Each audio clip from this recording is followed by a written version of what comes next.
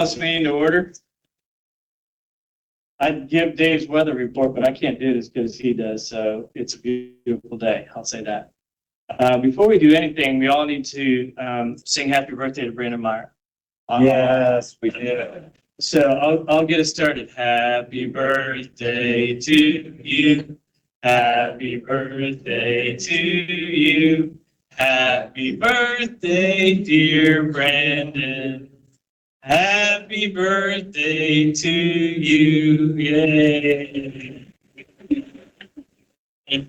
Based on my way, I'm afraid I will not be successful. It's always fun to see Brandon turn brighter and brighter shades of red. Thank you very much. Oh, and it's red velvet. I love red velvet. Oh, good. Thank you. Thank Thank you. If you have a box, in case you don't want to eat it right now. Great. Thank you so much. So we, over the years, often have had a chance to show our appreciation for Brandon, but on this auspicious occasion, I think it's important to point out what a great job Brandon does for our county and for all of its residents. So happy birthday, Brandon. All right. Welcome, everybody. Before we get started, or the first thing we have on our agenda today is a listen and learn on AED awareness and a demonstration. Casey Farmer. Hey, Casey! It's good to have a good audience, right? All right, good morning. I would like to thank the Commission for the opportunity to speak briefly today about the value of the AED maintenance program that's coordinated with Fairfield County EMA, Healthcare, and the Healthcare Coalition. In addition to the work being done by the Fairfield Medical Center Community Heart Watch organization, I am Casey Farmer, the Assistant Fire Chief for the Baldwin Joint Fire District, which serves Baltimore and Liberty Township. The ability for the county businesses, schools, and churches to quickly, easily, and at no cost replace out-of-date or use batteries and pads for AEDs assures that life-saving technology will be at the ready during the time of need. The Achilles heel of any AED program is always the overall cost of the maintenance of the units. Unfortunately, all batteries and pads have expiration dates on them and must be replaced at regular intervals during the lifespan of the AED unit. The cost of these replacements often causes business owners, churches, schools to abandon their AED programs because they're never used. On the evening of November 17th, 2023, at the Liberty Union Middle School, an AED unit was put into service to save the life of an 11-year-old student who was attending a school dance. This unit had been in place for 10 years, not used, not deployed, not removed other than for the regular maintenance performance. Thanks to the AED maintenance program, this AED was still ready and available for quick deployment and use to save her life. If it were not for the program, the potential that the AED would have not been in a functional state is very real, and the outcome would have been tragically different. The AED that was used on the night of November 17th was serviced in 2022 with the replacement of adult pediatric pads and a battery. By utilizing the AED maintenance program, it was replaced by being used by the AED maintenance program. This program, organized by the EMA and the Healthcare Coalition, has already saved one life in its short two-year existence. I appreciate the time to speak to you.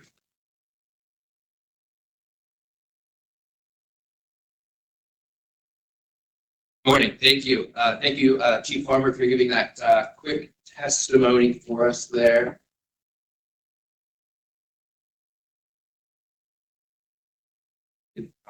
Did coaches set that up for you? I think you need that. Perfect. All right. So thank you. This morning also with me is Terry Watson from FMC. So she coordinates the Community Heart Watch organization. And then I'm here on behalf of the Healthcare Coalition, who does the AED maintenance program.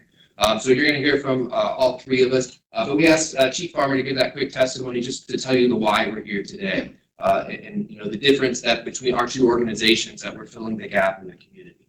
So I'll invite Terry to come up now. She's going to talk quickly on what the Community Heart Watch organization is and what they do. Okay, you can shut me through. Good morning. As Garrett mentioned, I'm Terry Watson. I work at Fairfield Medical Center, but about half of my time is spent on Community Heart Watch. And Community Heart Watch, our mission is to improve survival from cardiac arrest in Fairfield, Hocking, and Perry counties. And we do that by increasing awareness, by training the public in how to respond, and by placing AEDs, making them accessible throughout the community. Some of our initiatives, and for those of you that aren't familiar with cardiac arrest, it's when the heart suddenly stops beating and it deprives the brain and organs of the oxygen that they need. So with no intervention, brain damage starts in 4 minutes and death will occur in 10 minutes. So it's a very, very short window.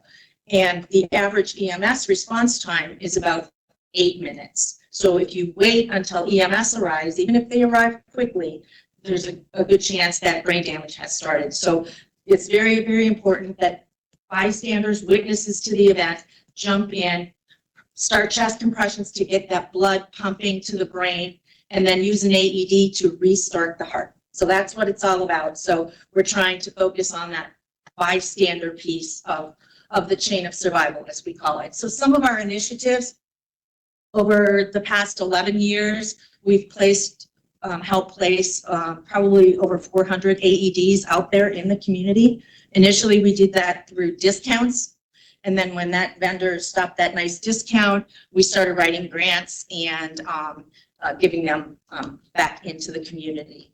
So AED placements. We also worked on an app called Pulse Point AED, which is an inventory of all the AEDs in the community, which now feeds into the dispatch center. And we just found out in a new upload also into some of the medics' consoles and screens. And that Pulse Point is very helpful. We can map out where the AEDs are and find locations where additional ones are needed.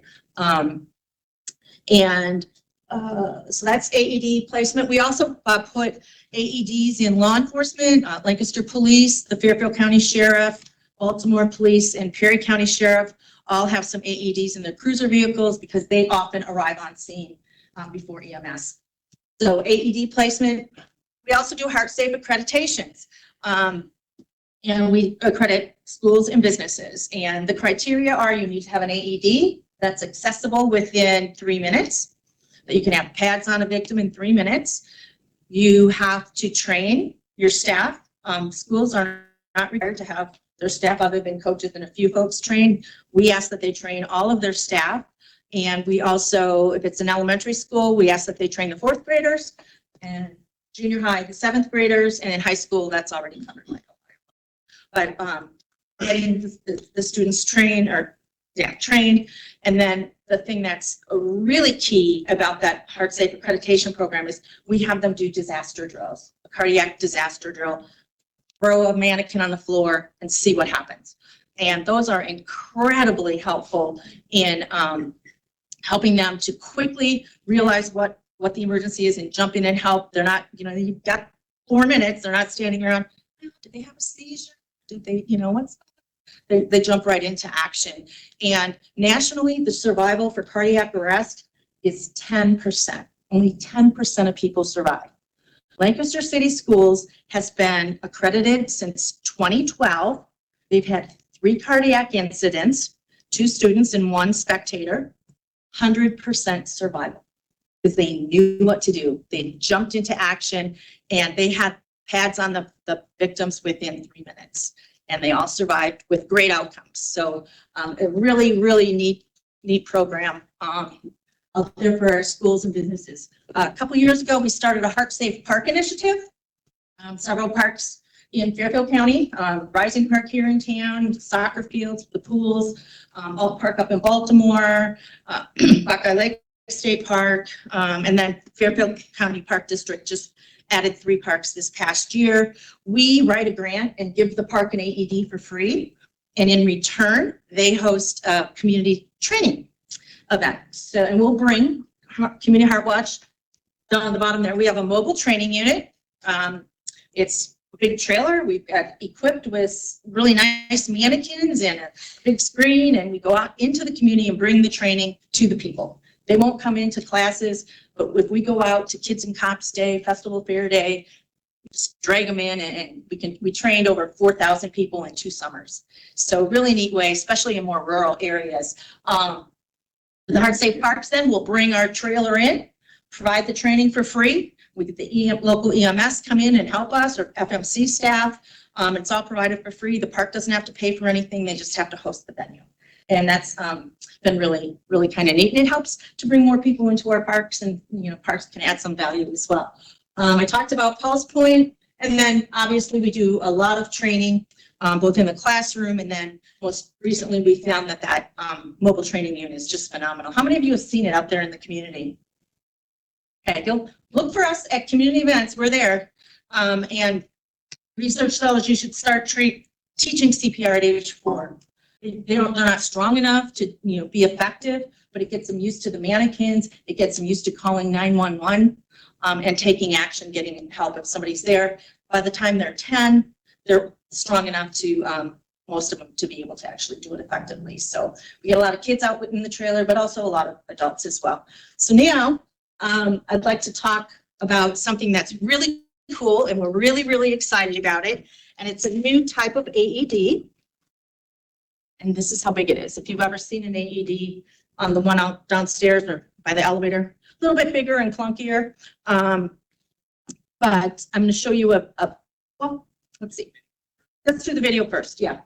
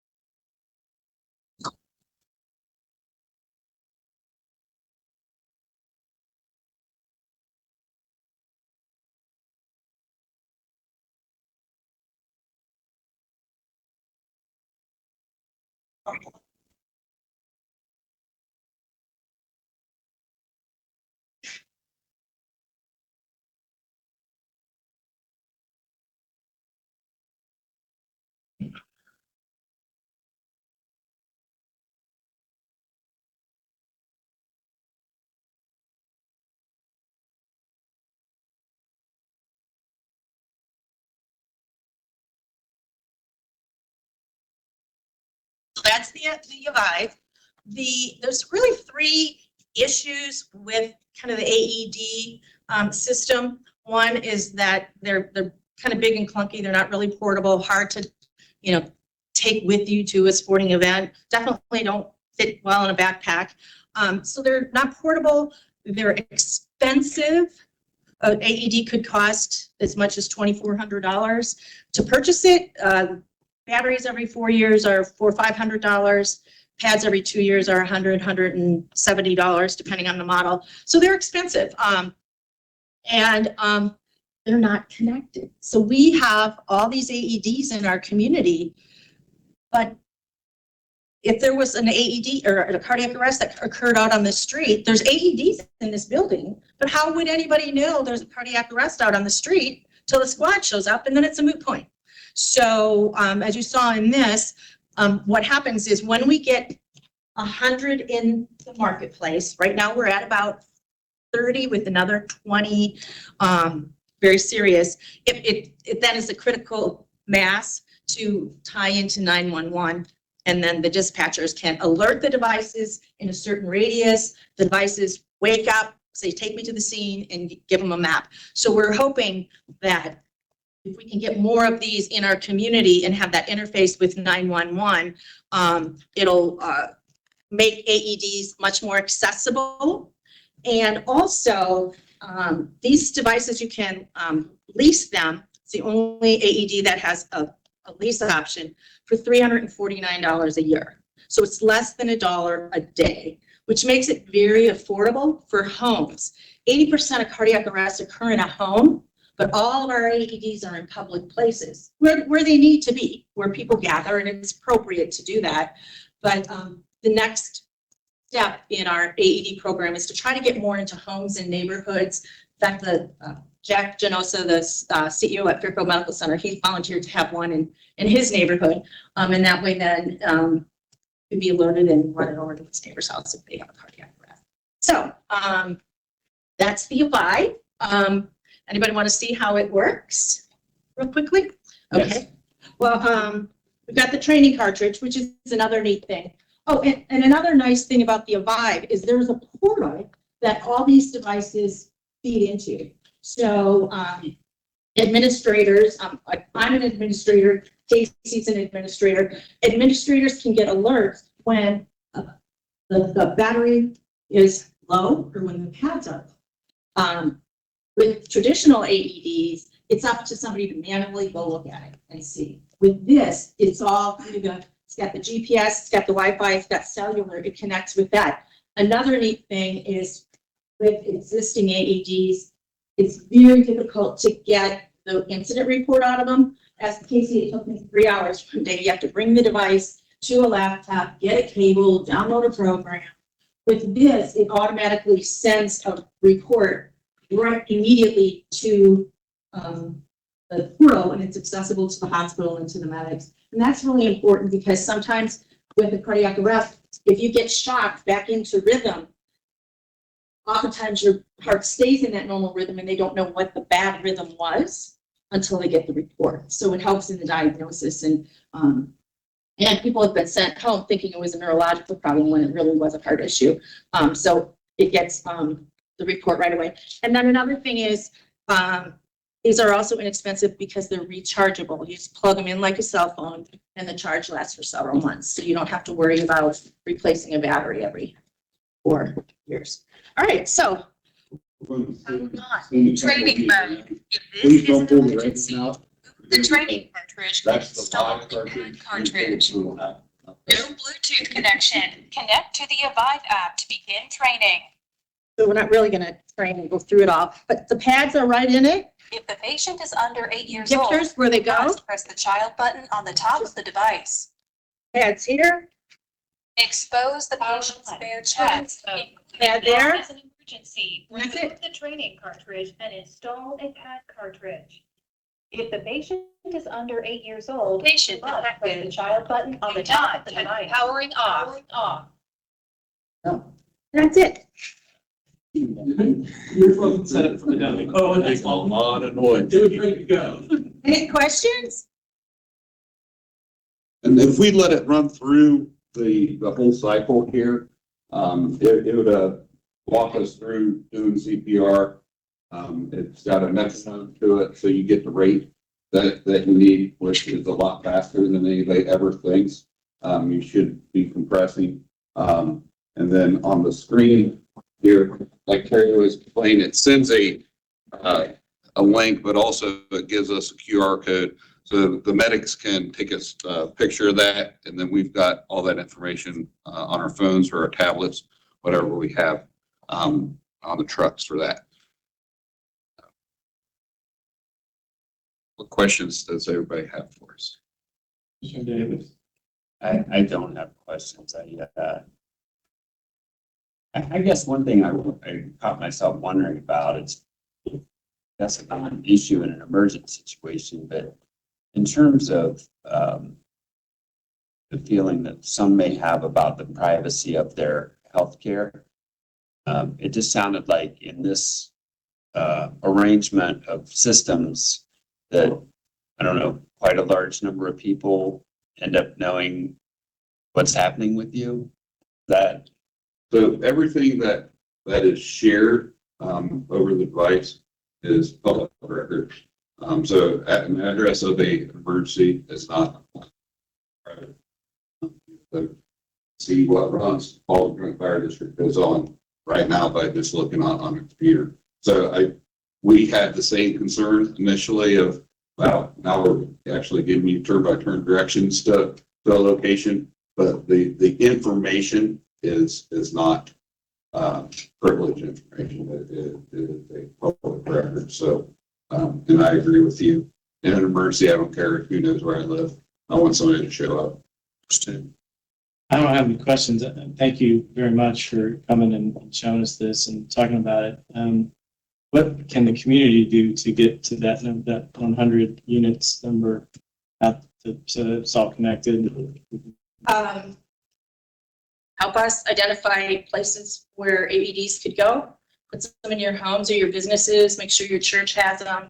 That kind of thing. We're leaving here and going to the safety council, Fairfield County Safety Council. So we're trying to, we'll have the AEDs there and push it through. But yeah, go look around. Every, churches, schools, businesses should all have AEDs. We can, in neighborhoods, just promote it. One of our other focuses is we're trying to get these into the hands of anybody.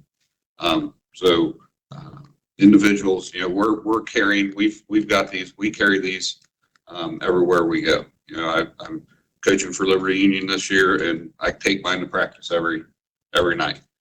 So as an individual, you can purchase these for $349 a year. And if you're wanting to do that, we'll hand these out. There's a phone number on the bottom of this. We ask that you call Terry and get set up through her, because then our county gets the credit for the unit. If you just go to the website and order off the website, we're not sure if that will get credit for our 100 units. So we want to make sure that happens. But Terry has graciously put her office number on there too. And youth sport leagues are a big gap because in the past AEDs weren't affordable. So we're trying to get them into, Sure. youth sports leagues as well. If I might, Mr. President, and the 100 units needs to be of this special Yeah. type of unit. Yeah. And John, if I could ask, do you have an inventory in terms of the number of AED units we currently have in county buildings? Yeah, that's the last slide. You were having a premonition of the numbers here, so. Yeah, so I don't have the exact number of county-owned AEDs. but we Oh, can county owned, I'm sorry. Yeah, We can county- definitely get you that number. County did update their AEDs a few years back. So that's always an option. Yes. There's 750 in the 3-county area, AEDs right now. Only 30 of those 750 are eligible for this Yes. action Yep. system. The others are just traditional AEDs, not connected. Yep. Are you seeing people move away from the older model to this? And when they do, what happens with that older model?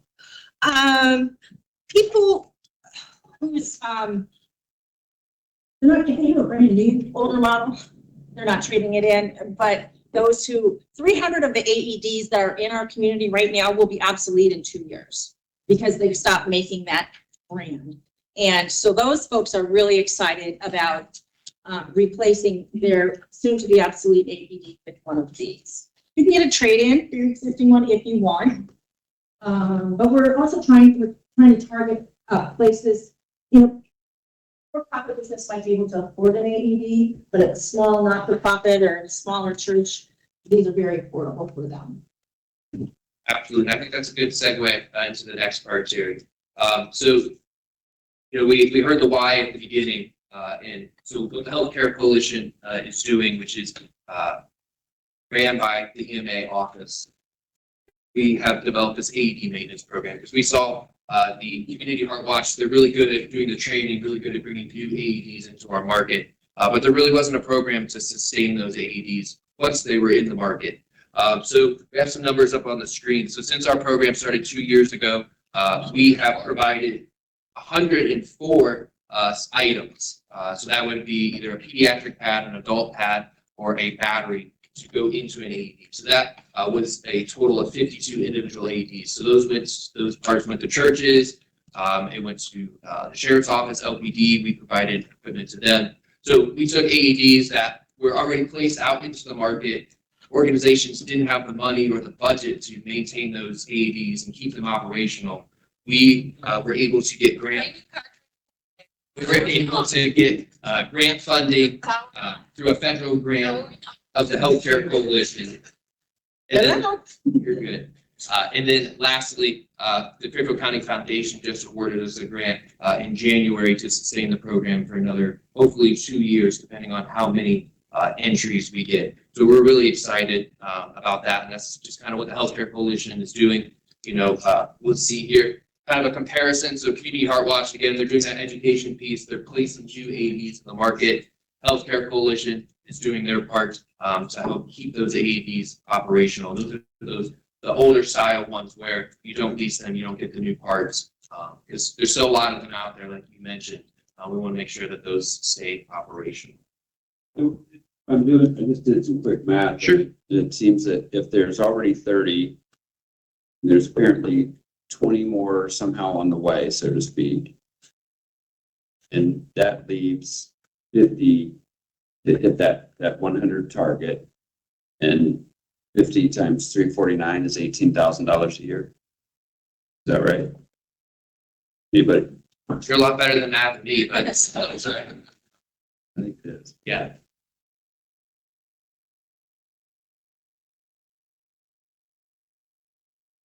A lot. Awesome. And we already did the demonstration, but is there any other questions? for the Anybody else have any questions or comments? Didn't you have the total number in the county? I did not know. Oh, okay. In the county? Yeah. Fairfield County has 505. Sherry?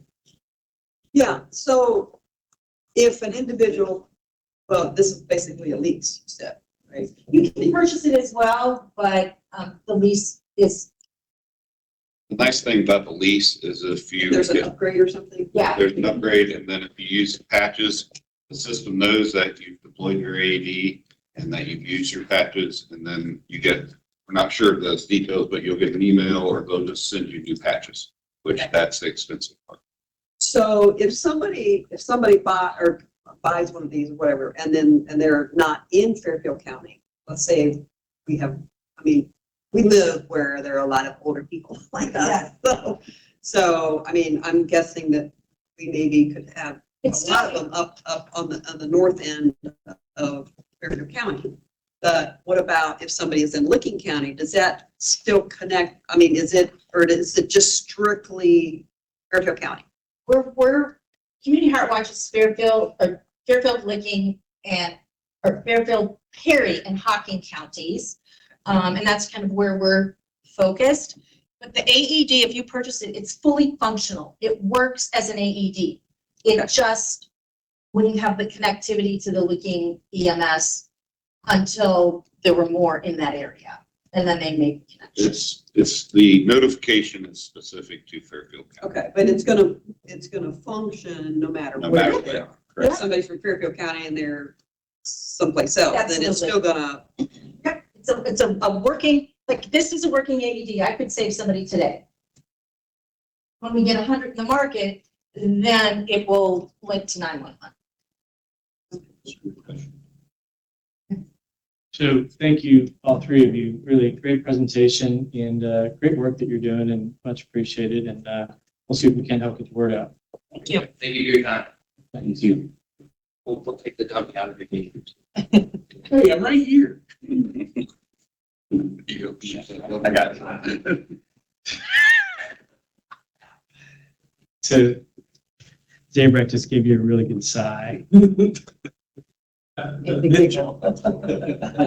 right, thank you all. Next up, we have Sarah Portner and Stacy Bergstrom. Talking about, I asked for, so I'm grateful that you're able to. I was excited that you asked for it.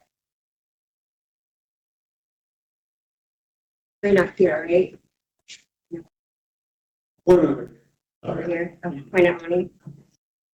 Good morning. Thank you for sharing some space with me this morning to talk through this. I know that you did request it, so I was excited to hear that and more than happy to talk about it. Stacy Bergstrom is here, and she's actually going to be the project lead for PACT. So for those of you who don't know me, my name is Sarah Portner. I'm the Deputy Director for Fairfield County Protective Services. And I think what initially piqued Commissioner Fix's interest was a press release that you saw where Fairfield County was selected as one of 8 counties to partake in this PACT initiative. So what is PACT, right?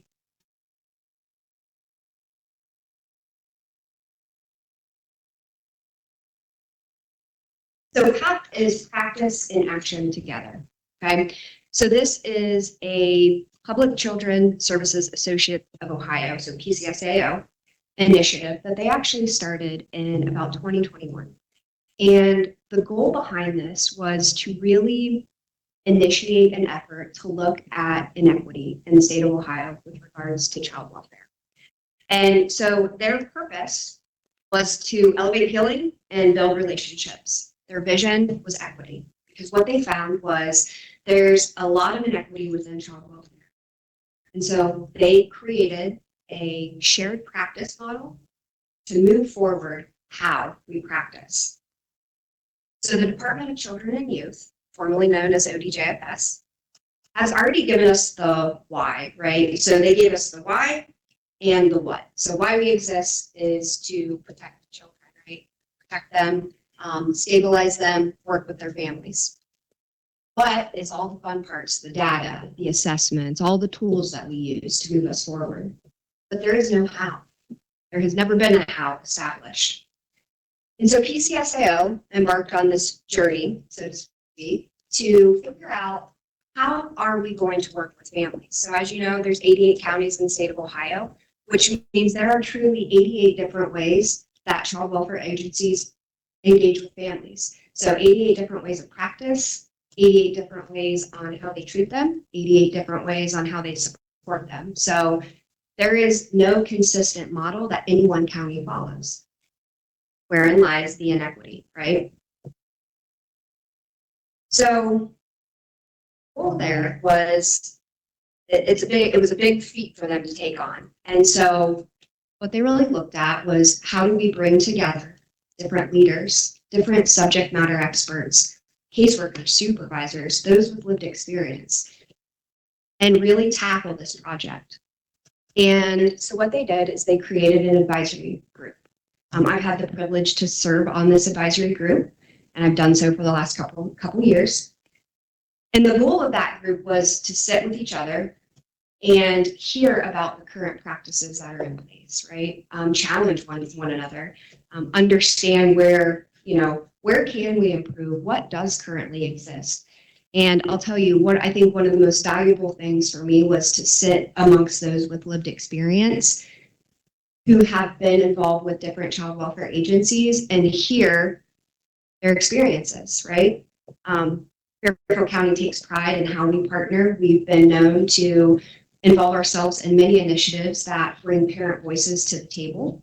A current project that we're working with the state as well really focuses on working with parent partners and bringing a family-centered approach to the table. So it was an eye-opening experience for me to kind of really understand and know that practice is significantly different than what we do here in Fairfield County. And so what this group did is, like I said, we listened to each other. We really kind of broke down each other's practice. And our goal was to create some values that we could all kind of live in. And my print's a little small, so I'm going to back up here so I can read this. So the values that this group developed were, we believe that families define family, and they are the experts on their culture, their beliefs, and their experiences.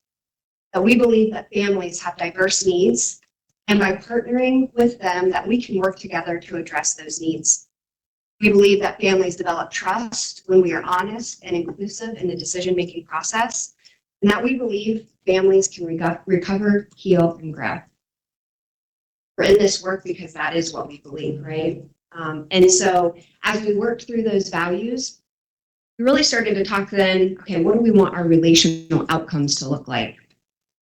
So our relational outcomes, right? What we asked ourselves is, we are living out these values and behaving in this way. What would be the outcomes for the families that we're involved with? And this is our hope. This is our goal. So our relational outcomes are mutual honesty, collaborative decision-making, shared hope for success, collective confidence, and shared dignity. And if we can accomplish this, We're going to have better families who are stronger.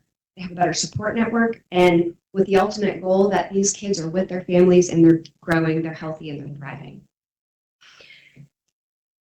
So with any initiative that you're involved in, right, there's going to be an evaluation. From start to finish, we're looking at this being anywhere from 15 to 18 months, this program with PCSAO. So obviously there's going to be lots of evaluations. There's an evaluation team that's going to be connected, and there'll be lots of surveys, case analysis. It's going to be an opportunity for us to allow those to come in and survey our families, survey our workers, take a look at our cases, and really diagnose our practice to see how are we achieving these? Are we close? Do we need to align our values a little bit better with PACT? And it's going to be taking us being transparent, vulnerable, and very honest about the work that we do, which is what we always strive to do. And so through this, the initial part of this is going to be for us to create a local advisory board to almost replicate what PCSAO has done across the state of Ohio, with the goal that we will have, if any of you have an interest in taking part of being someone on a leadership level who wants to take part in really looking at our practice, helping guide our practice, and helping us align ourselves with those values to get to those relational outcomes, I would welcome any of you to do that. With, again, the overall goal of really focusing on families and stability. So with this project itself, we will not receive, this is not something that we signed up for because we were going to get any type of financial benefit from it. We are truly doing this because we believe that this is the way that we should be practicing and that Ohio should align with one another, all 88 counties. So it doesn't matter where you're at. If you here, you move, whatever, you should receive the same type of services if you're involved with the child welfare system. So, we applied for it. I found it to be an honor to be, accepted into the program. And I'm extremely hopeful that, I think that in general, because of some of the other pilot initiatives that we've involved ourselves in over the year, that we align pretty well, but we can always grow. We can always grow. We can always better ourselves. And so I'm excited to get started on this project. Now, our prevention breakfast, that will be on April 10th from 8 to 10 at the Life Church. We will actually have the project lead from PCSAO come and speak on this, and he's going to really give a lot more information. But, this was just kind of a high-level overview for you guys to kind of have a better understanding and idea of what we're embarking on. But like I said, if anybody has any interest in serving on that, you can certainly reach out to myself or you can reach out to Stacy. We'd be more than happy to have you join that group. But that's kind of all I had for today. If you have any questions. Thank you. That was a great overview. Helps me understand, what we're getting ourselves into.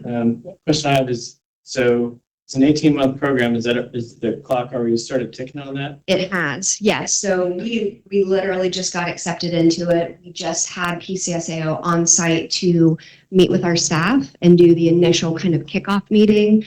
And then the next phase is we will start to form that local advisory group. And so the goal, obvious, is that this becomes evidence-based practice that will then be adopted throughout the state of Ohio. And we will have kind of the honor and privilege of saying that we were one of the kind of founding counties to really implement and start this. I think similar to our START certification that was recently received, which helped Ohio become first in the nation to receive that certification. I believe that this is kind of the same intent. And so we definitely get behind this and believe this. So are happy to kind of help pioneer that. And silly question, but why do you think Fairfield County was one of the that's chosen? I think that we are highly recognized for the work that we do. If you go to the Department of Children and Youth or you go to PCSAO and there's conversations about counties that do really good practice or have a family-centered approach, we are always one of the first names that come up. I think that PCSAO recognizes that a lot of the values that we developed are what we already live every single day. And I think for them, they thought, we know someone, we have a county that does a really good job right now So let's get in there and see where maybe there are some areas that need tweaked. And then let's really show other counties how it can be done. Yeah, I have some questions, and I don't know, almost afraid to ask them because I'm not sure I'll ask them right. But when you set one of the goals as I'll say equity, because that came from a fair amount in the first part of the presentation. It leads the listener to believe that you're aware of some inequity. Yes. And I'm curious if you might help us better understand what inequity you're currently seeing. Absolutely. Yes, absolutely. I actually brought that information because I thought you were going to ask me that. So I came prepared. So as I said, in 2021, PCSAO really started to kind of dive into what they were either observing or with the data that they were seeing that indicated there were some inequities. And what they're finding is that the inequity that they're seeing is that kids of color are languishing in care for a significantly longer amount of time than those who are not. So, and what they were finding is that families who are of color were identifying that they did not feel that they were treated the same as someone of, of not being color. So essentially, they were, families of color were indicating that the only way they got attention was if they acted out, if they, kind of created chaos. That was the only way they were getting any type of attention. And so the specific stats were, so African-American children are overrepresented in Ohio foster care, making up 30% of kids in custody, but only 12% of the state's child population. So as you can see there, that's a pretty high number with regards to when you're really looking at the population. I'm curious. Certainly there are communities with a higher population or more diverse population than, say, for example, Fairfield County. Yes.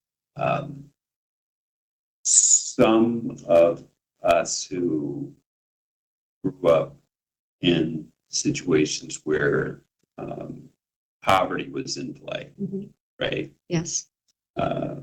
Live a perception that inequity exists in socioeconomic levels. I wonder if there's any data on that. There is. I don't have it in front of me. That's certainly something that I could get for you if you were interested in that. I am interested in that, and I'm not. I want to say cynical about the data that you have presented. Yeah.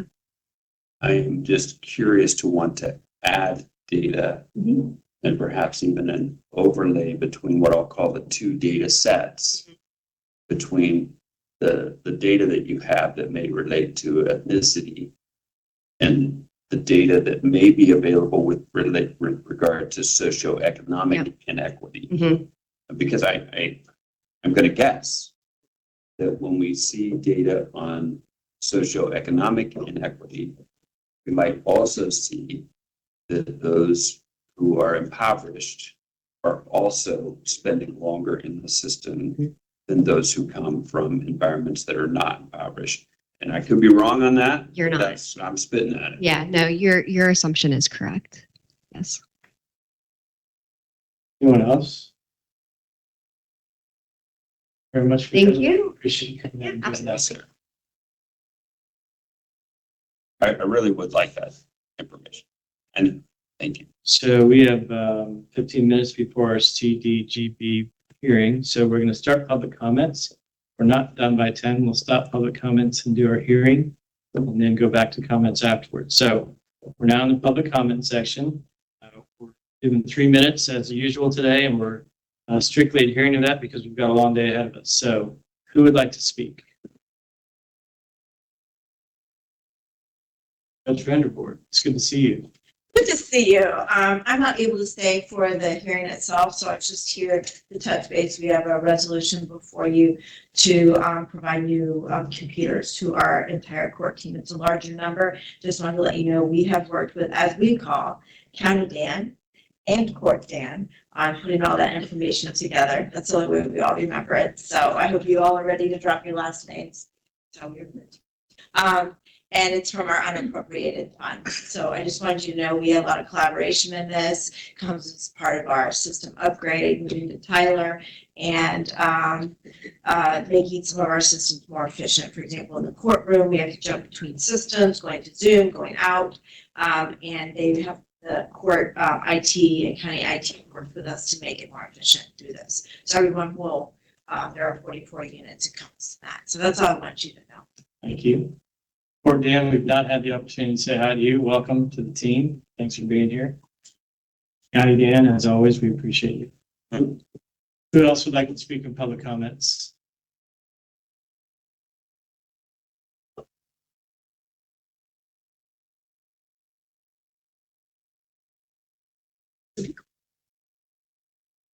So Sherry Clymer, you have my address.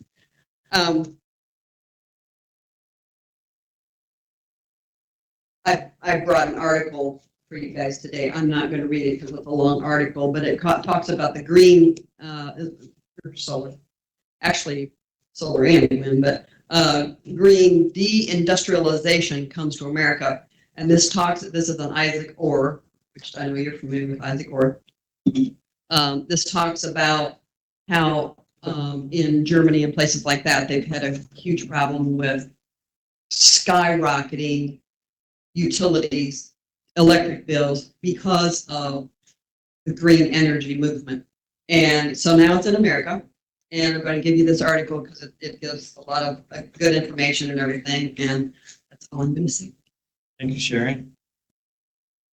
Anyone else like to speak this morning?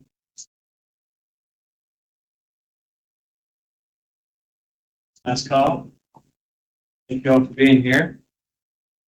Now, do we have a legal update? Mr. Darnell? Thank you guys for being here. We can, Ani, start with your county administration update. All right, thank you. For a week in review, we do have a little highlight here. Fortunately, he's not able to be with us today, but Commissioner Letticy was recognized last week at the United Way awards breakfast. He was awarded the Advocate of the Year. He is at the Governor's Workforce board meeting today, and they were really celebrating all that he has done over the years for United Way, as well as his very positive and encouraging support of Dolly's Imagination Library. So there he is with Kathleen Young at the Governor's office and Christine Simmons, who was the Executive Director of United Way. Moving on, highlights of resolutions. Wait, can we back up a minute? Was anyone else recognized at the breakfast? Yeah, they recognize lots of people though. Did you get an award too, Ani? I did. What was your award? The chairman's award. For being so humble, what's that about?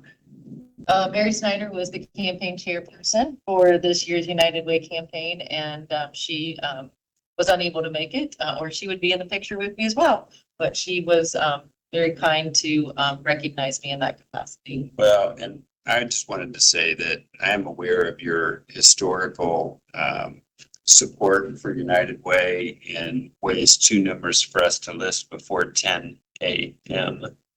But one little fact I think I'm right on is that you may have been participating in Fair Share. In other words, giving a portion of your income to United Way since you were 23 years old. That is correct. Yeah. 12 years, good for you. Thank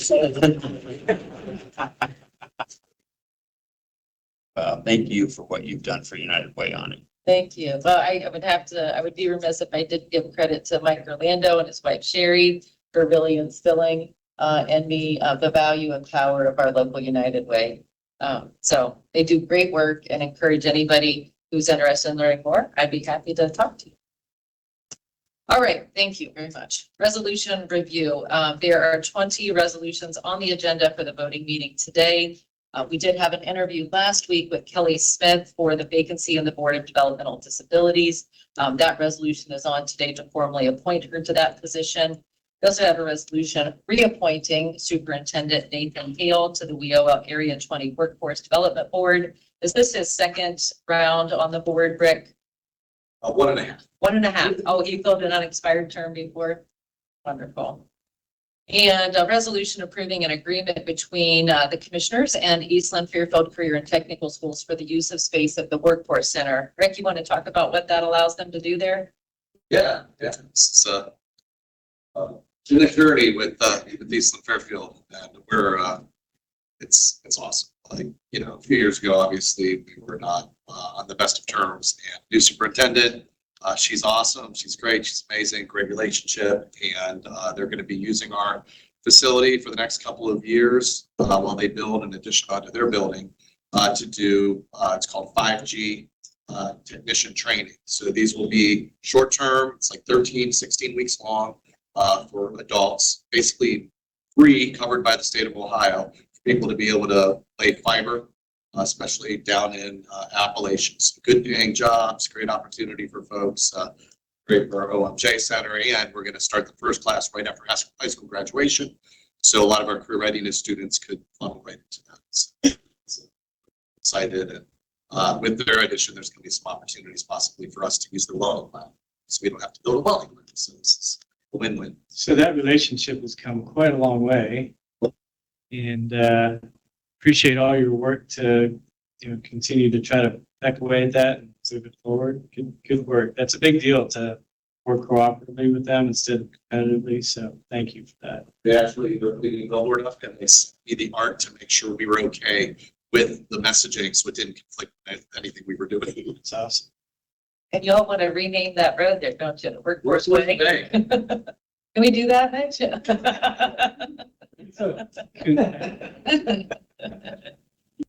Thank you, Greg. We also have a resolution on from the Fairfield County Engineers Office requesting for the commissioners to commence legal action regarding obstructions and interference of the county's drainage easement. And Mitch is here to talk about that today. Yeah, we've been working on this issue for basically a year. This is a fairly new subdivision, and we have a fairly robust inspection program for our drainage maintenance districts. And this particular property owner is not willing to compromise with us. We've been trying to work through different scenarios with him, and it basically impedes a lot of our ways of trying to inspect the infrastructure that's out there. And there's also additional property owners along the same street that are probably looking at his scenario that are, wanting to do the same thing. So we try to keep these easement areas clear so that we can get in there and look at all the different types of structures that are in these backyards. So this, from what I understand, this is as far as this type of scenario has gotten in the county ever. So, And in this particular situation, this individual had some fencing up, and when you guys come out, the fencing is removed, but the casings and the ground have remained. yeah. So we actually talked with the fence company before they even started the erection of the fence, and had even talked to the property owner, and he went ahead and did it anyhow. He put the casings in. We talked to him about getting the fence down, so he'll take it down for a day and then he'll put it back up the next day. So it's been a long time. We've actually had a lot of problems communicating with this property owner. We've had the sheriff's office out there trying to issue letters, things. I think they went out 11 times to try to communicate with them. So I believe it's been over about the course of a year and a half that you all have been at this. And I know that Amy Brown Thompson and maybe both Austin and Stephen have been helpful on this and reviewing the next steps. Questions, Commissioner? I have just a couple questions about the resolution that we have today. I'm advised authorize legal action. And the legal action would be taken through the prosecutor's office or outside counsel? Prosecutor's office. And so I presume, since it's gotten to the point of a resolution being in front of us, that you have some level of comfort with county's position on this issue. And then I certainly don't want to dox anybody or banty about somebody's name and them not being here to defend themselves. But at the same time, the commissioners all have relationships with a fairly large number of people. And I just think it's incumbent upon us to know who we're authorizing legal action against so that we might each discern whether there is any conflict that we need to be aware of. So who is it? You want the name? I do. Juan Morales. Do not know that name. What part of the county are we talking about? It's in Violet Township. It's in one of the newer subdivisions, Chesapeake, which was built probably in the past couple of years. It's fairly new. Okay. It's an odd shaped lot and there's storm sewer and different structures that go across the lots. Thank you. Thank you. Thank you, Mitch. Appreciate you coming to share about that today. Moving on, we do also have a resolution authorizing the approval of a construction agreement and bid award with AmeriCoat. And this is for parking lots at the Record Center and the Emergency and Facilities Management Complex. John, anything on that? So thanks for Dennis, flash from the past, and he took this one on. Start soon. And a little under what we And way anticipated. under, actually almost half, so it's a good paving season. It's my additional. Very good. And we are working with Double Edge regarding their non-permanent patio that they have there to make sure that's all removed to allow for the paving to occur. So John and I have been working with them for probably the past 4 months to make sure they have that awareness.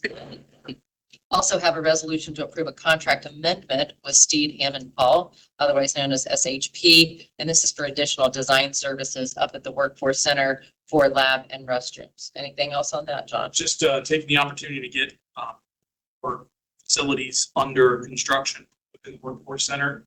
And that bid is only in about 30 days. Thank you. I know you and Rick have been doing a lot of work on that.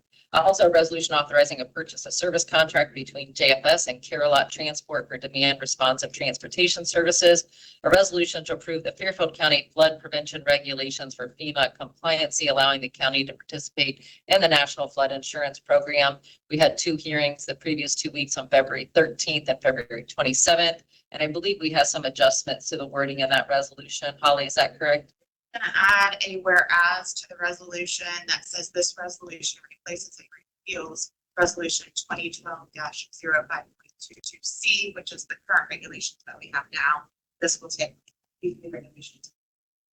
Thank you. And when that resolution is up for vote, Rochelle will read that so it can be amended to allow for that adjustment. Also have a resolution to approve a contract with the commissioners in the village of Thurston for non-residential building inspection services.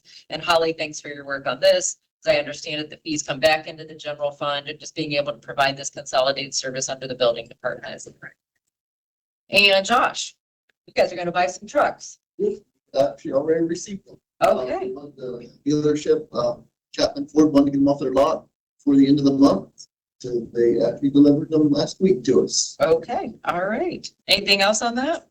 Just trying to replace some of our older vehicles. Took it over 150,000 miles. We'd like to try to get rid of those and replace them with new ones. All right. Thank you very much. Bart, budget review. Yeah, just a quick update on sales tax. Sales tax cumulative date February. We're about $166,000 lower than the previous year. However, looking at our modeling, it looks as though we're pretty much flat to plan right now. One good indication that that number's still good, being flat to plan, is that sales tax in December was about 3.1 or 3.8% higher than the previous year. So I'm thinking that our March number, which indicates the sales that happened in December of last year, will be a strong number and kind of help right side where we're at today. So more to come as we get those actuals in later this month. Commissioner Davis. Yeah, I had a question, Bart. In recent months, we've been made aware of some data on auto sales and the fact that in different months, we might see auto sales numbers for the month for 3 weeks, 4 weeks, 5 weeks, and in some cases, 6 weeks, just because of delivery times. And I'm wondering if we have any data in this shortage against estimate, if you will, if there's any anomaly in the number of weeks of auto sales that have been included. In other words, is there just some sort of a funky thing going on there on timing that would perhaps contribute to the number? I'm not sure. I'll have to research that and get back with you. Thank you. All right, it's 10 o'clock, so we're going to do our CDGB hearing. With us today to lead that conversation is Holly Matei. Holly Matty, sorry. I always say Anything. Do we put the clicker anywhere? I think the judge took it. Oh, it's down here. All right, so welcome to the Community Development Block Grant first public hearing. This is always a more fun public hearing than floodplain regulation, so happy to be talking about giving money away versus regulating things.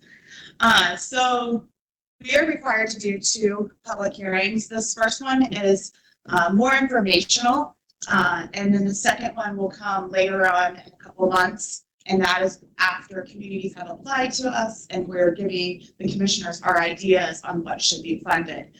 So today is just more informational and then being able to hear any comments from any communities that may be here regarding this. So the way this process works with CDBG is that it is a federal program. Some communities receive funding directly from HUD. Those are called entitlement communities. City of Lancaster is one of those communities. The rest of the communities receive funding through the Ohio Department of Development through what's called the Small Cities Program.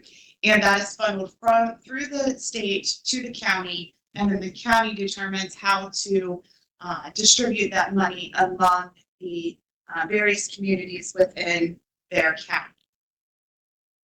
So just to give you a little basic information, we participate in the allocation program, the Small Cities Allocation Program, and this is where the state utilizes a formula to determine how much money is allocated to each community, and that formula is based upon the low to moderate income population for each county. We typically receive somewhere between $300,000 and $400,000 a year. Our allocation amount has not been announced yet. That'll probably come in the next 30 days or so. I'm anticipating that we'll be in a very similar situation as we have been in the past. Something to note, over the last several years, they have stretched these grants out. They are now 2-year grants. So we used to get about that much money every year. And now we get that much money every 2 years. So we are in our 2-year cycle right now. In addition to our allocation, there are competitive grants that the county can apply for, and we have done so in the past, and we have been successful. The Neighborhood Revitalization Program is one that we have utilized in various communities throughout Fairfield County, including Pleasantville twice, once back when I was here a while back, and then right now we are in a current grant cycle with them where we're actually doing projects. Right now, we've done one in Thurston, and we're looking at the Village of Bremen for the upcoming cycle. Critical Infrastructure Program, we have also been successful with that. And we had Village of Carroll that has finished a project, and we are currently going through the environmental review and then engineering for the Sugar project that was funded last year and needs to be constructed by August 31st of next year. Downtown Revitalization Program, I believe several years ago, I'm talking like probably 20 years or more because it was before my tenure, there was some downtown revitalization program money that came to the county, but that's not something that we have pursued so much in the recent past. And then residential public infrastructure grant, that is a grant that we have been working with the Village of Carroll on for their sewer system. And I actually just received news yesterday that they are opening up a second cycle of funding for that, and they asked us to provide updates for that, because it sounds like we have potential of getting some additional funding for that. I don't have that officially yet, so when I get that, I will announce that. So just to give you a brief kind of background of what these thresholds are for the competitive programs, 750,000 is the maximum award for the neighborhood revitalization program. They do like to see a designed program, so multiple projects within that 750,000. We usually try to do 4 or 5 projects, ranging from parks to streets to drainage improvements, but something that really targets that neighborhood to help bring it up and improve it for the community. Critical infrastructure grant is a single component project. So that's why, like with the Village of Carroll, it was a sewer project. With Sugar Grove, it's also a sewer project. Sometimes you see drainage projects. It's things that are in critical need, and if that $500,000 wasn't there, there's potential of it failing. So there's a failed record that they kind of look at, or fail potential that they look at when they're grading those applications, and that award is up to $500,000. All of the projects, whether it's these competitive grants that I just briefly went over, or it's the allocation program that we just get the money for, has to provide a benefit to low to moderate income persons. It has to be, the community has to be at least 51% LMI. Or it can also can prevent or eliminate slight slimmer blight, or it can meet an urgent need, but in all cases, it has to be the 51% LMI. Molly, can I just ask a quick question while you're on that? How does low to moderate income define these days? That is a good question. So right now, the state is still utilizing the American Community Survey data, 5-year 2011 to 2015 data, which is completely out of date. They said last year that they were going to update that data, and they thought it might happen before we actually turned in our applications last year, and it didn't happen, and we still haven't received notification. So I am hoping someday soon they will update the data. But that's what they're utilizing right now. And in a couple slides from now, I have a map showing what areas qualify under that current, old data. Right, so the old data says that in order to qualify for low to moderate income, you need to make less than. It's 80% AMI, but it's based on their research. Thank you. So the way that we can qualify a community for the 51% LMI is through that American Community Survey that I just mentioned. Or if a community does not qualify by the census data, they can conduct their own income survey. And that has been done. We've done that with communities. But there are certain parameters that have to be met, and there are certain forms that have to be filled out. So if a community is going to do an income survey, they need to contact our office, and we need to help them with that, because if they don't do it properly, they can be disqualified. The other way you can do it is through limited clientele. So these are such things as architectural barriers. So you have steps coming into a building, and you want to put ramps in to eliminate that architectural barrier. Since that's for the disabled population, they consider those populations to automatically be 51% LMI. So those things you can qualify without actually having the income data to back it up. It's just limited clientele. And this is the map that shows what is currently allowed to apply under the census data for the 51% LMI.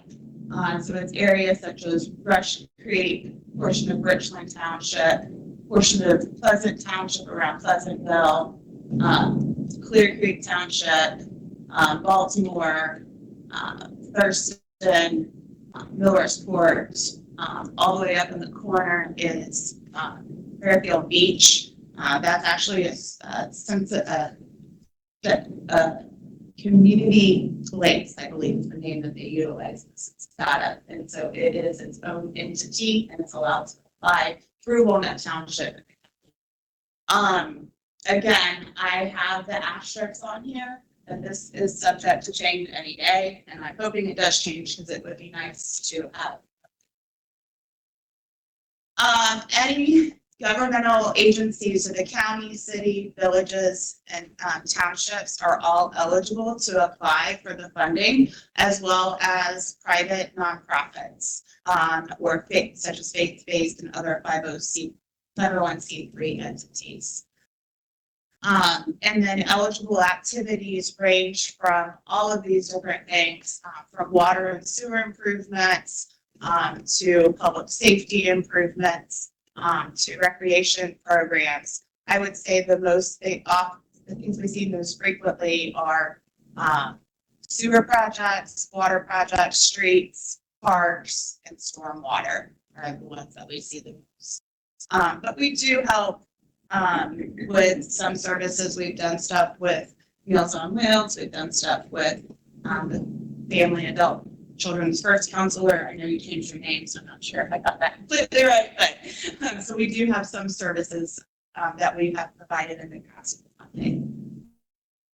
So what is the process? So about a month ago, I sent out a letter to all of the communities within Fairfield County. So all the villages, all the townships, saying, hey, it is our 2-year CDBG cycle. We should be getting somewhere between $300,000 and $400,000. If you have a project that you think qualifies under this, 1, come to our public hearing to learn more. 2, call us if you need to ask questions. And I have had a few people say they couldn't make it today and ask questions over the phone, which is perfectly fine too. And then send an application to the RPC office by April 12th. We'll be reviewing those, and then we'll be putting together what's called a community development implementation strategy. We call it a CDIS. It's basically an Excel spreadsheet, and it kind of grades the projects, also kind of looks at what's funded in the last several years so that we can try to hopefully spread the money out. And then we have a meeting where we discuss that. And then after that, we kind of identify what those top projects are. And then we hold our second public hearing. And then this is where I think the state's a little bit backwards. We have to have our projects identified when we come into your second public hearing as commissioners. So it's not a public hearing where we're debating. The debate happens at that CDIS meeting. Then when we come to the commissioners, we're saying, these are what we recommend. And then hopefully that aligns with what you're thinking as a board as well. And then we have you approve those projects at that meeting or the next meeting after that. And then we at RPC staff input all the information into the state system, and we apply by their deadline, which is typically mid-June. The state has not released any information on this year's program yet, so I do not have any of these future dates. But I wanted to make sure that we were giving our communities plenty of time to get their applications into us. So I wanted to stay on our normal schedule for this first public hearing. Things that applicants need. In that CDIS meeting, is that the name of it? And I recall when working with James on this previously, I think maybe following that meeting, he was updating me about what the outcomes were, and we'll still do that. Yeah, and we'll still work through that. That way you have coming into that second public hearing what we're thinking. Okay, thank you. Application requirements. This is very important for the townships and villages who are applying. They need to give us a project description and a narrative. They also need to give us an engineer's estimate. It needs to be signed and stamped by the engineer, and it has to state that the projects have been estimated using federal prevailing wages. And it also has to have a useful life statement on it. The state doesn't want to fund projects that are only going to last a year or two. They want to see some longevity in their projects. And then we do have to follow the federal prevailing wage rates, and we have to bid those projects out using those, and then we have to do the monitoring of that as well. In addition to the allocation program and the competitive programs, we are required to run a fair housing program.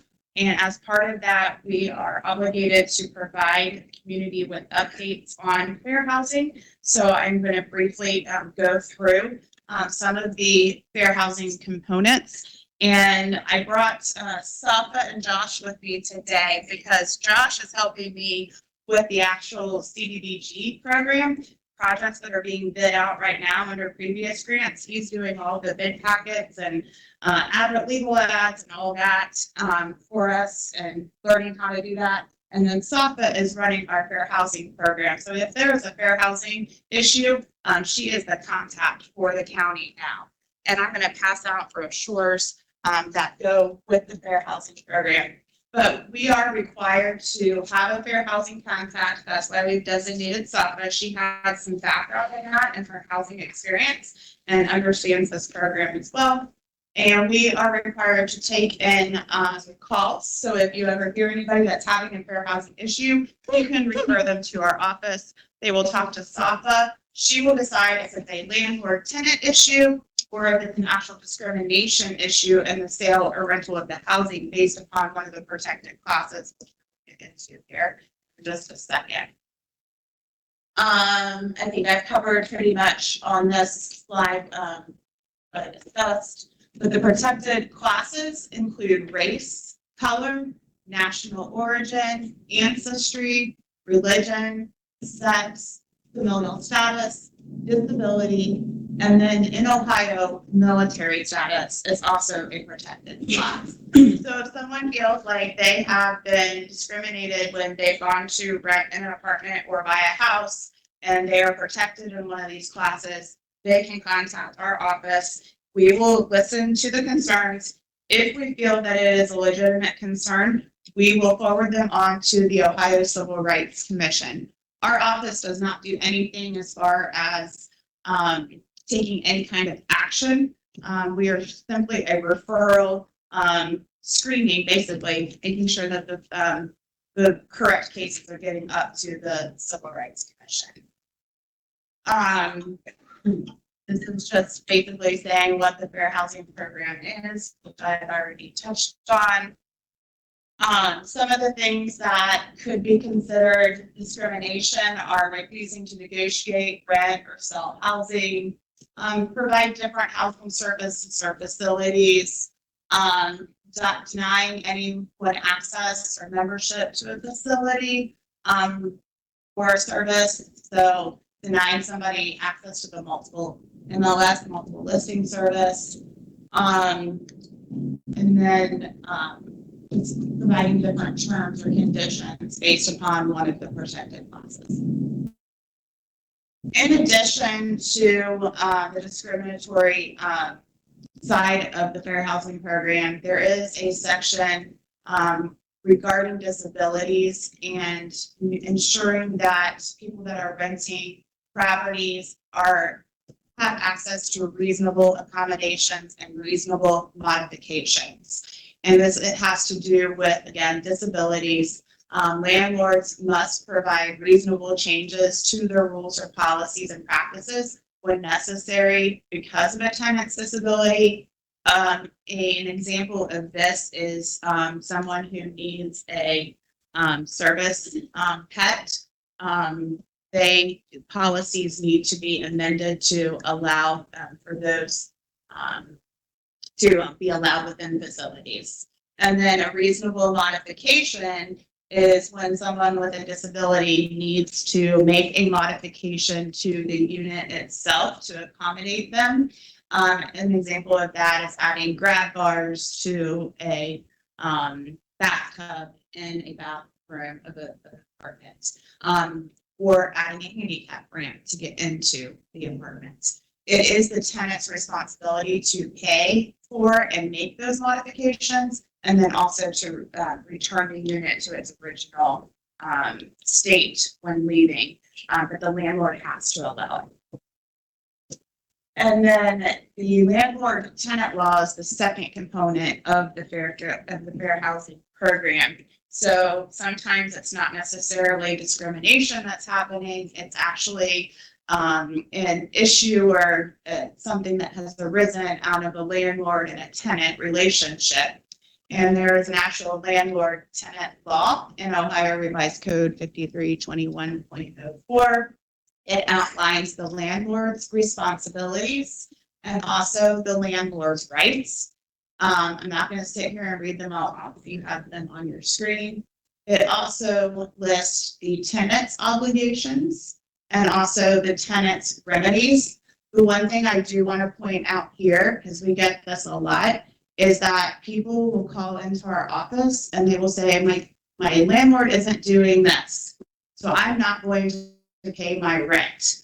And we have to tell them that's the last thing to do. Always pay your rent. And there is a way to escrow your rent through the courts so that you are paying your rent and you are not breaching your contract. Then that rent money is not going to the landlord. So we try to advise the residents to always pay their rent and look into the rent escrow option. And we cannot provide legal advice to them, so we do refer them to either a private attorney or to legal aid. Most often it is legal aid. They qualify for those services. And these are the numbers that we have and are able to provide to them for legal aid, as well as the Ohio Civil Rights Commission if there is a discriminatory concern that's raised as well. So that's all I have today. Thank you very much. Do you have any questions? Do not, thank you. Holly, so I know when past I was reviewing that with James for folks for the CDBG program, looking to give folks that hadn't had an opportunity to receive that funding, kind of they were elevated with that. So if somebody's in the recent past received something, they would maybe fall a little bit further down the list. Is that still? That is something. That is typically the approach we use. The other component that we do add into that as well is if a community is seeking one of these competitive grants, such as neighborhood revitalization or critical infrastructure, more than neighborhood revitalization, that we try to target one allocation project to that community because they can utilize that funding as matching funding and make it more competitive. Perfect. And we have done that in the district. Correct. And thank you for you and the team's work on this. I know you guys have a very full plate with others lately and appreciate you guys being able to spearhead this. Thank you. I appreciate the whole team. Anybody here, I think we should, since the public hearing technically asked. Oh, right. Yeah, sorry, this is hearing. Is there anyone who has any questions for Holly about the CDGB program for fair housing? Hearing none, the hearing is closed. Thank you. Thank you. Keeping me in line. We are on recognitions and thank yous. Rochelle, calendar review and invitations received, please. Thank you. The Fairfield 33 Development Alliance Board meeting is March 7th at 8:30 a.m. The State of Pickerington is March 7th also at 11 a.m. Could I ask a question on that? Certainly. That's on my calendar. Is that because I accepted or someone suggested I go?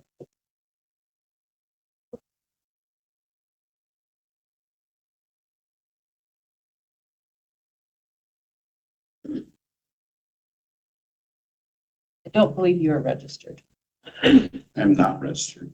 for the state of Pickering. State of Pickerington, you are not registered.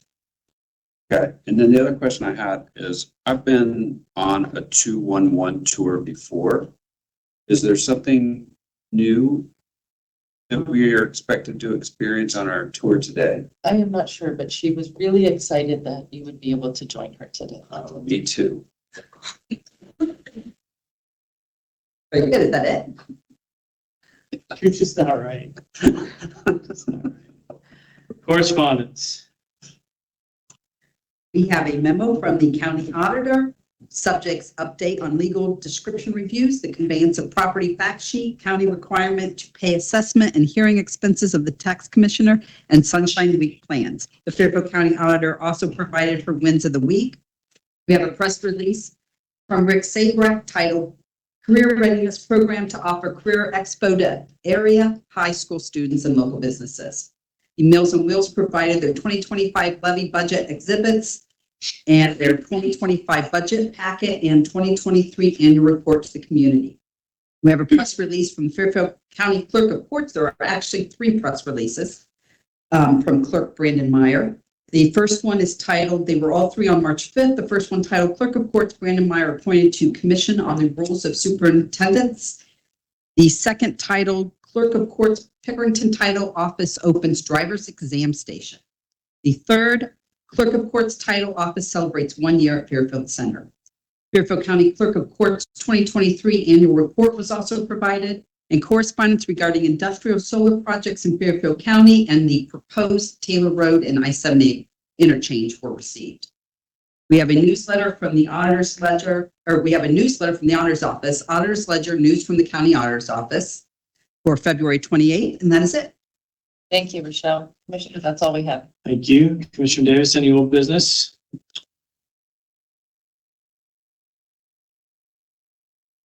Yeah, we had a, I'm going to get the name wrong, but let's call it a transportation development advisory meeting this past week. And I found the vendors from, I'm going to say Benish or Bennett or something, Benish, to be really helpful in that process. And I was encouraged by the participation of the advisory group and some of the thoughts about moving forward with some of the different transit ideas in the out years. Then also along those same lines, had an opportunity to do a connection video from a transit bus with Ani Porto and Rick Zabrak, and that should be out very soon.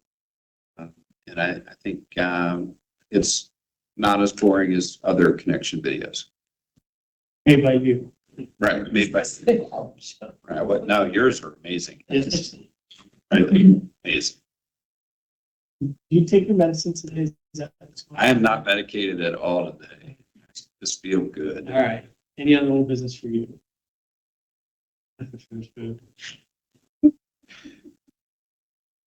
All right.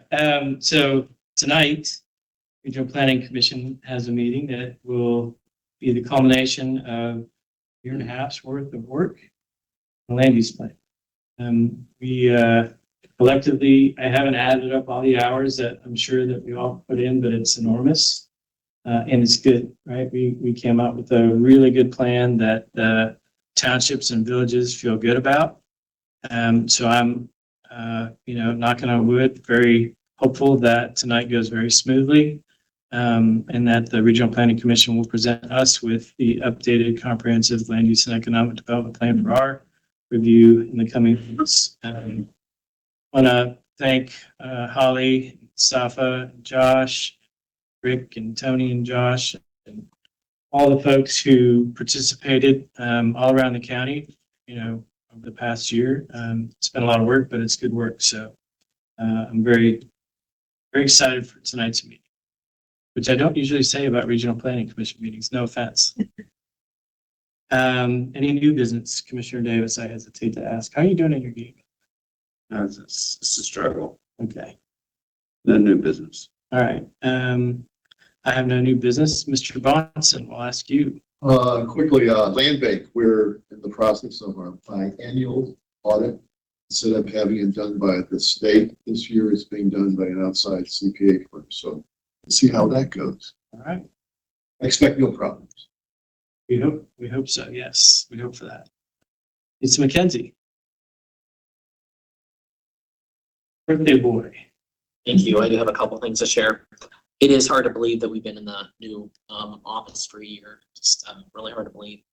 And the one press release speaks to the driver's exam station that we opened. So training is going on this week, and as of 8 o'clock yesterday, we have 21 driver's exam tests scheduled for Wednesday and Thursday of this week. And so I'm assuming will be full probably by the end of today. So he will be providing the driver's test. So it'll be the maneuverability as well as the road test up in Pickerington. So that's How many days of the week are you offering those tests? You're doing it Tuesday through Saturday, closed on Mondays. Okay. All right, that's a pretty full schedule before you even open the doors. Yeah. All right, Closest location is Allen Creek, which is about 20 minutes down the road, or Lancaster, and I believe there's a place in Pataskala too. So I think all of Reynoldsburg, Pickerington will be. Columbus will point our facility, hopefully. good deal. Yeah. Anything else? Annual report, I know, Commissioner Davis likes numbers, so take a look at that. There are a lot of numbers included. And I would just like to point out, we signed an agreement with the Attorney General back in 2015 to handle our debt collections, outstanding court costs and restitution. And since the program began, we've collected $366,000. So that was pretty exciting to see. Yeah. All right, anything else? Are you celebrating your birthday? Going to the Lincoln County Lincoln Dinner. That sounds like a blast. Sorry, Yes. I can't join you for that. I hope they sing to you as well as we did. Mitch? The only updates that we have here is, we'll be visiting you here soon with a roadway design annual update that we'll be presenting to you guys. And we are actually moving on to phase 2 of our contract with the consultant, our stormwater utility. So we're excited about moving into another phase of that. It's just progressed very well, and we're getting all of our assets for a lot of our storm sewers into the GIS system, and that's an exciting tool for our guys to be able to use in the field. So. Dr. Brown? Oh, we're excited to begin a new pilot with Franklin County and the state for a portal using new technology to submit payments to the state. We don't know a lot about it yet, but Franklin and Fairfield are working on that to help roll it out for the state. So as we learn more, we'll let folks know, but it'll be more of an internal impact, but one that's designed for efficiency and improvements. Thinking about technology, I want to say thank you to Dan Neely and his team because they were very helpful in helping us identify specifically what's on the server that's at the engineer's office. And we appreciate the collaboration of the engineer because we have to have it off-site, and we also have to know specifically what's on it. So that gives us a good foundation as we move forward with our disaster recovery plans. The map of the month is a special request from the Heritage Association, and it shows the Heritage District. So it's actually 2 requests from the city and the county. And then did want to point out in the memo, the small section about the BTA, the Bureau of Tax Appeals fees. Those are required to be paid by the general fund, and we have in the past paid it by real estate assessment. Given the changes for BOR, it's a relatively small amount. I'm just mentioning because it's a difference. We can do it within the auditor's budget, less than $2,000, but I mention it because it is over time has an error been paid from the real estate assessment fund. It's a compliance issue, not one that's material, but because we're creating new manuals, had to write it down correctly and make that correction too.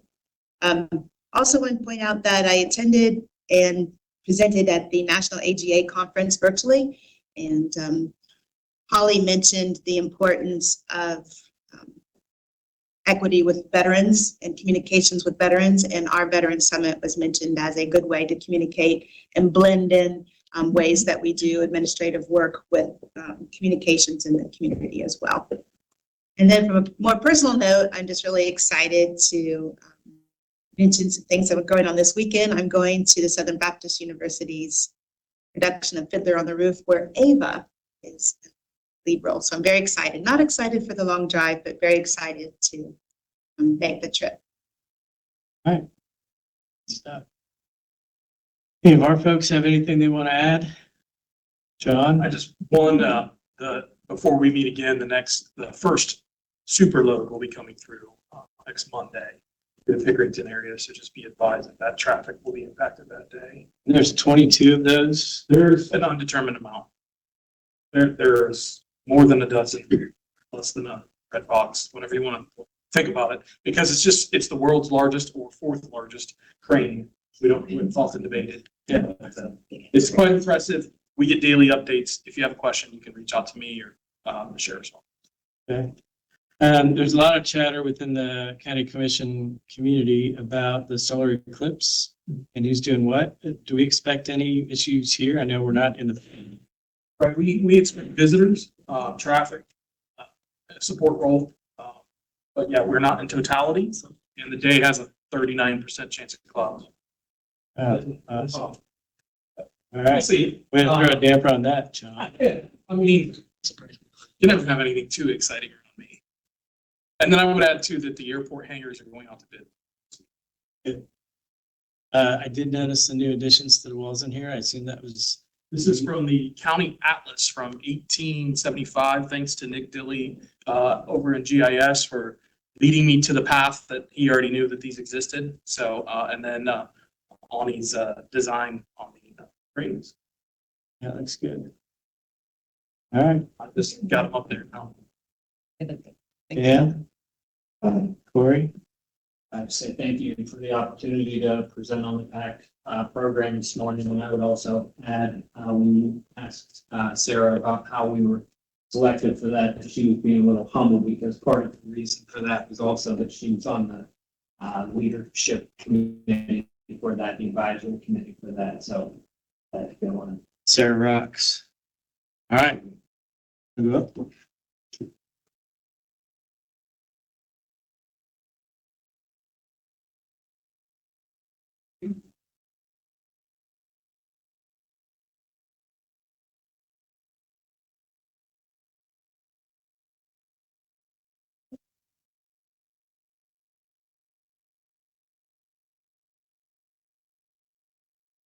Please rise if you're able and join us in the Pledge of Allegiance. I pledge allegiance to the flag of the United States of America and to the republic for which it stands, one nation, under God, indivisible, with liberty and justice for all. Are there any announcements? Just as discussed in the review session, we have an amendment to one of the resolutions. Great. Is there a motion for the approval of the minutes of February 27th?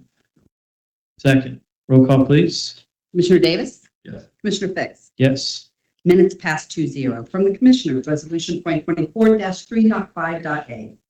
A resolution approving the appointment of Ms. Kelly Smith to the Fairfield County Board of Developmental Disabilities. Commissioners, resolutions A, B, C. Second. Discussion. So I had a chance to see Ms. Smith at the Starlight opening, and she brought her daughter with her, and it really kind of brought home when she talked to us in her interview about why she wants to be involved. When you get a chance to actually see the child that is benefiting from our developmental disability center, it makes it real. So really appreciative of her willingness to serve. Any other discussion? Roll call, please. Commissioner Davis? Commissioner Fix? Yes. Motion passes 2-0. From Fairfield County Court of Common Pleas, Resolution 2024-3.5.f. A resolution to appropriate from unappropriated in a major expenditure object category, Fairfield County Probation Fund number 2365. Second. Any discussion? Roll call, please. Commissioner Davis? Yes. Commissioner Fix? Yes. Motion passes 2-0. From Fairfield County Economic and Workforce Development, Resolution 2024-3.5.g. A resolution regarding the reappointment of Nathan Hale to the WIOA Area 20 Workforce Development Board. Move economic and workforce development resolutions G and H. Second. Discussion. We appreciate Mr. Hale and his service to the board. Any other discussion? Roll call, please. Commissioner Davis? Yes. Commissioner Fix? Yes. Motion passes 2-0. The Fairfield County Engineer, Resolution 2024-3.5.i. A resolution requesting the Fairfield County Commissioners to commence legal action against 8312 Chesapeake Way for obstructions or interference in the county's drainage easement. Here's resolutions I and J. Second. Discussion. Hearing none, roll call, please. Commissioner Davis? Yeah. Commissioner Fix? Yes. Motion passes 2-0. From Fairfield County Facilities, Resolution 2024-3.5.k. A resolution authorizing the approval of a construction agreement and bid award with Maricote Asphalt and Concrete. facilities. P&L. Second, discussion.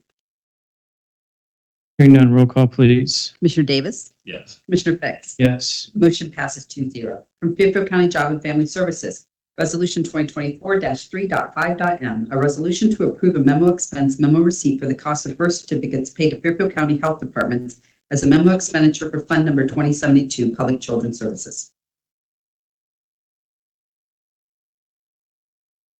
Job and Family Services. And Second, discussion. Hearing none, roll call, please. Commissioner Davis? Yes. Commissioner Fix? Yes. Motion passes 2-0. For Fairfield County Juvenile Probate Court, Resolution 2024-3.5.o, a resolution to appropriate from unappropriated in a major expenditure object category for Probate Court 2023160 Computer Fund. move juvenile probate court resolution O. Second, any discussion? Yeah. Dan, thank you for your work on this. Dan, thank you for your work on this. Any further discussion? Hearing none, roll call, please. Commissioner Davis? Yes. Commissioner Fix? Yes. Motion passes 2-0. For Fairfield County Regional Planning Commission, Resolution 2024-3.5.p, resolution to approve the Fairfield County Flood Damage Prevention Regulations and amending the resolution to add an additional whereas statement that will read as follows. Whereas this resolution will repeal and replace resolution number 2012-5.22.c. Additional resolutions P and Q. Second, discussion. Holly, thank you for taking us through that really fun process. Pleasure. Any further discussion? Hearing none, roll call, please. Commissioner Davis? Yes. Commissioner Fix? Yes. Motion passes 2-0. From the Fairfield County Sheriff, Resolution 2024-3.5.r, a resolution approving account-to-account transfer into a major expenditure object category. Second, discussion. Hearing none, roll call, please. Commissioner Davis? Yes. Commissioner Fix? Yes. Motion passes 2-0. From the Fairfield County Utilities Department, Resolution 2024-3.5.s, a resolution authorizing utilities to purchase 2 work trucks from Bob Wayne Dodge. Second. Sounds like we already did. Any further discussion? Hearing none, roll call, please. Commissioner Davis? Commissioner Fix? Yes. Motion passes 2-0. Payment of bills, Resolution 2024-3.5.t, a resolution authorizing the approval of payment of invoices for departments that need Board of Commissioners approval. Second.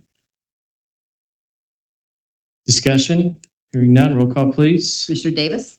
Yes. Commissioner Fix? Yes. Motion passes 2-0. The next regular meeting is scheduled for Tuesday, March 12th at 9 a.m.